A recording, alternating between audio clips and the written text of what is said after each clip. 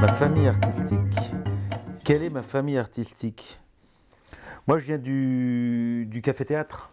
Je viens du café-théâtre, donc j'ai commencé grâce à Xavier Le Tourneur au Café d'Edgar, où j'ai joué une pièce de Daube, Les Babacadres, voilà. Et puis après, on a commencé à écrire une pièce avec les copains du cours, Roland Marquisio, Pascal Elbé, entre autres, et on avait écrit une pièce, Charité bien ordonnée, qu'on a joué 1 an Splendide. Donc ma famille, elle est là, c'est des gens du café-théâtre, puis un théâtre de comédie, voilà. L'expérience du petit écran. Moi, je ne suis pas un fou de l'image, je ne suis pas un amoureux de l'image. L'expérience de petit écran, c'est avant tout, il y a eu au tout début Bouvard, où j'ai appris mon métier, je sortais d'une banque, la BNP, je me retrouvais à faire de la télé, du temps de la 5e chaîne.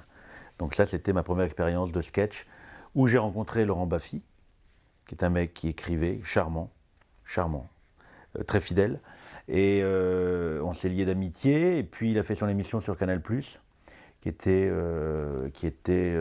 Baffy vérifie la pub. On faisait des trucs incroyables, on se foutait à poil en plein Paris, on vérifiait la pub. Donc voilà, c'était drôle. Et puis après, il y a eu Blague à part, qui a été une expérience extrêmement marquante, toujours sur Canal. Les premières heures de la sitcom, il y avait H, et il y avait Blague à part. C'était une belle expérience, c'était voilà, humainement très fort. Oh, oh, dis donc, qu'est-ce que c'est quoi? Banque de France. Fausse route. Ça veut dire qu'avant que je fasse le métier, je travaillais dans une banque. J'ai travaillé 7 ans à la BNP. Finalement, c'est là où j'ai vu les plus grands comiques de ma vie. Ils ne le savaient pas, mais c'était des grands comiques. Voilà, donc, ce qui était bien, c'est une première vie, j'ai envie de dire. Et au jour d'aujourd'hui, je m'occupe d'un théâtre. Il y a l'artistique, mais il n'y a pas que l'artistique. Il y a l'argent, il y a le personnel, il y a travailler en équipe. C'est une prolongation de l'artistique. Mais le fait d'avoir travaillé auparavant dans un métier dénué de toute connotation artistique me permet d'avoir, je l'espère, les pieds un peu sur terre. De ne pas être la tête que dans les étoiles, de ne pas être que dans le monde des projets, mais de savoir qu'il faut tenir un compte, il faut tenir voilà, une comptabilité, il faut savoir gérer tout ça. Ce qui me donne des ailes. Oh la vache, elle est dure cette question-là. Qu'est-ce qui me donne des ailes? La passion, l'envie de m'évader, l'envie de sortir du quotidien, l'envie de sortir de tous nos soucis, la passion de raconter des histoires. Voilà, d'aller dans la fiction, parce qu'il y a de la liberté, on fait ce qu'on veut avec les personnages. Finalement, partir d'une page blanche, parce que l'écriture est quand même ce qui me plaît le plus, partir d'une page blanche, inventer des situations, inventer des personnages, avec lesquels on va vivre de nombreux mois, à qui on fait dire ce qu'on veut, on leur fait faire ce qu'on veut, ça me donne des ailes. Mes enfants, voilà, d'un point de vue personnel, en vieillissant, il y a quelque chose de cet ordre-là où on se dit qu'il faut faire ça pour eux, il y a un truc inexplicable. Moi-même, j'ai du mal à m'expliquer. Où, voilà, on se dit quand on ne sera plus là, ils sont là et ça motive de leur donner un confort, de leur donner de l'amour. Voilà. Un air qui me poursuit. Un air qui me poursuit. Bon, musicalement, je suis très proche de Freddie Mercury, Queen, enfin voilà, c'est toute ma génération. Si on reste littéralement dans la musique, c'est les années 70, c'est les années 80. S'il y a autre chose, s'il y a un autre sens plus, voilà, à illustrer un air, l'air qui me poursuit, ce serait plutôt la comédie dramatique, raconter des choses aux gens sans que ce soit prétentieux. Il y a un agenda à mes heures perdues. Qu'est-ce que je fais à mes heures perdues? J'ai pas d'heures perdues, aucune heure perdue.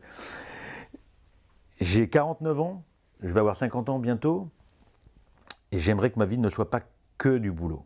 Depuis 49 ans, c'est beaucoup de boulot. J'aimerais profiter un peu plus de la vie. J'aimerais profiter un peu plus du temps pour écrire. J'ai plus assez de temps pour écrire. Et je me dis, c'est long d'écrire une pièce, si on veut bien l'écrire, en tout cas moi ça me prend du temps. C'est long de la monter, même si on a un théâtre.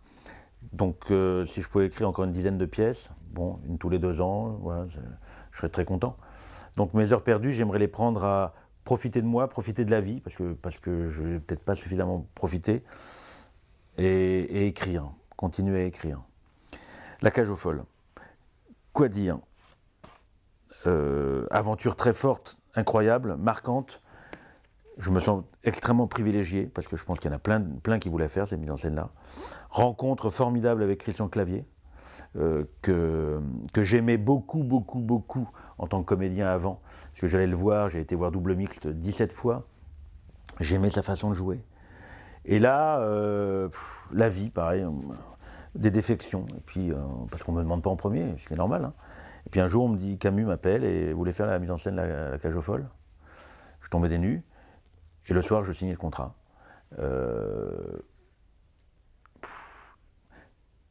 Je vais vous dire un truc, j'ai pas eu très peur, parce que j'étais dans mon élément.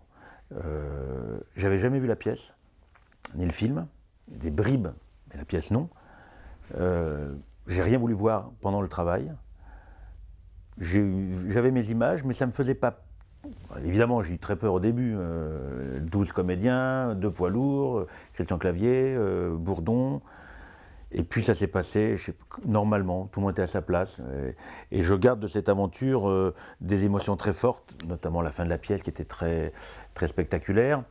Beaucoup de comédie, et puis une rencontre avec Christian Clavier que j'apprécie beaucoup et qui gagne à être connu sous une autre image. Voilà, je le pense du fond du cœur. Théâtre Michel. Voilà.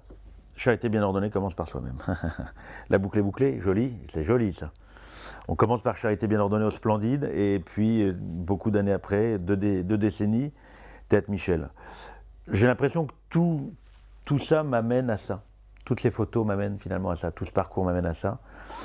Quand j'ai acheté le théâtre,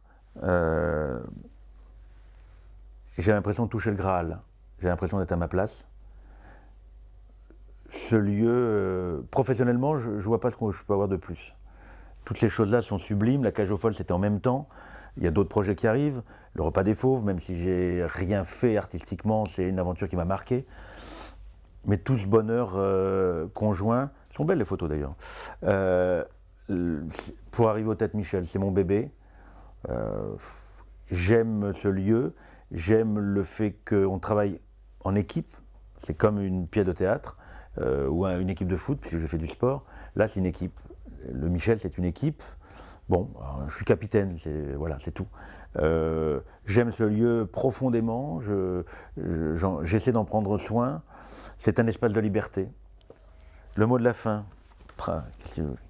Quoi dire sur le mot de la fin?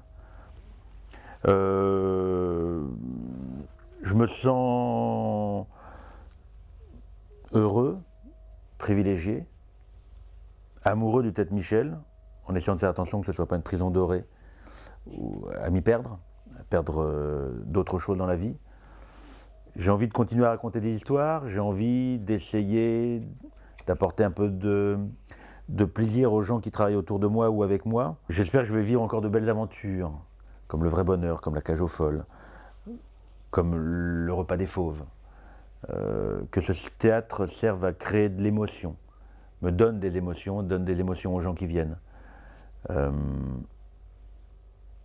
J'espère que c'est pas la fin, justement. Voilà.